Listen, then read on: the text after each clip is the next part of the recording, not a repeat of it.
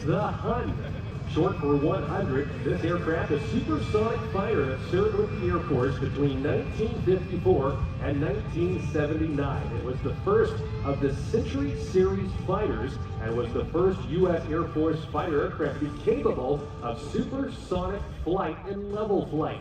The Super Sabre was a follow-on to the North American F-86 Sabre that saw significant action during the Korean War. Dean Cutshaw, call sign Cutter, will be performing for us a high-speed review in this classic fighter. Adapted originally as a fighter bomber, the F-100 was further supported by the Republic F-105 Thunder Chiefs over North Vietnam. The Hun flew extensively in South Vietnam as the Air Force's primary close air support, or CAS, platform before being ultimately replaced by the A-7 Corsair II. The F-100 served in the air arms of several NATO countries and other allies with nearly 2,300 aircraft produced.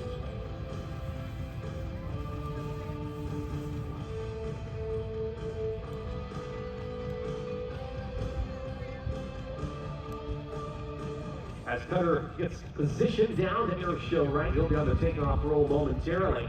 The F-100 Super Sabre, an afterburning aircraft, and we're going to hear a lot of noise from this airplane, particularly as Cutter comes by in his high-speed passes.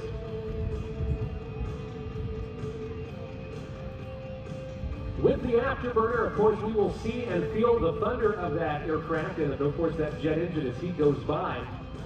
Essentially, dumping raw jet fuel into the last stage of the engine, the jet engine process.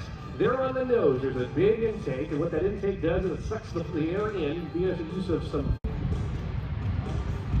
Launching to the sky now, the North American F-100 Super Sabre.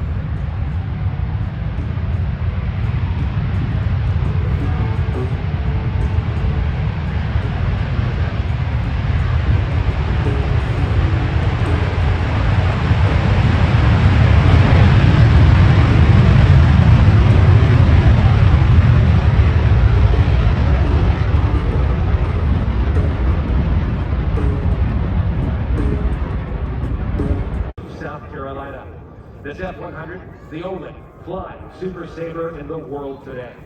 Maintained by Dean Cutshaw and his talented group of maintainers, they maintain this legacy aircraft for airworthy condition while supporting veterans of all wars, and especially that of the Vietnam conflict.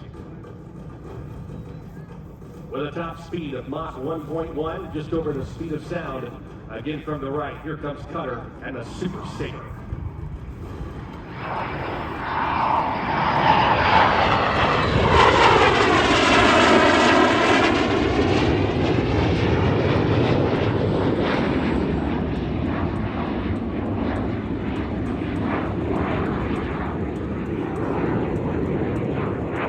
This two-seat variant, the F model, was accepted by the Air Force in Mexico.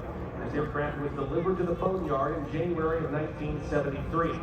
Just a year later, it was dropped from the inventory and purchased by the Turkish Air Force based in Ankara, Turkey, for the next 15 years.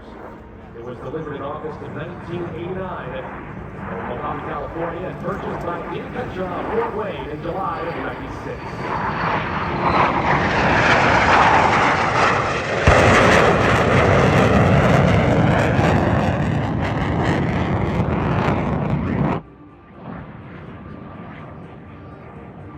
Dean has proudly flown members of the Super.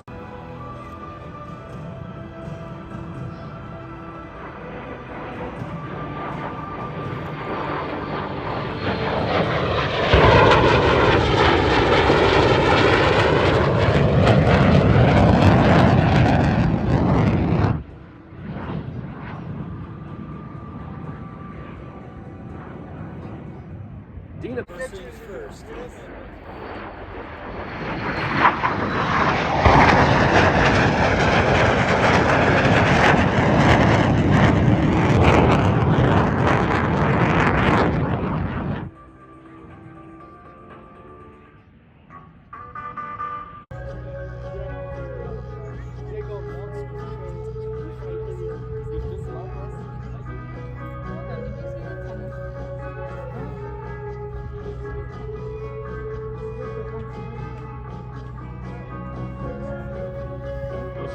lining up now for his final approach in the F100. This airplane cruises pretty well at about 500 miles an hour. At slow speed, it can be pretty tricky to get that airplane down on the ground, but as he touches down, you'll see he'll deploy a drag chute, helping to slow the aircraft from nearly 150 miles an hour to a stop.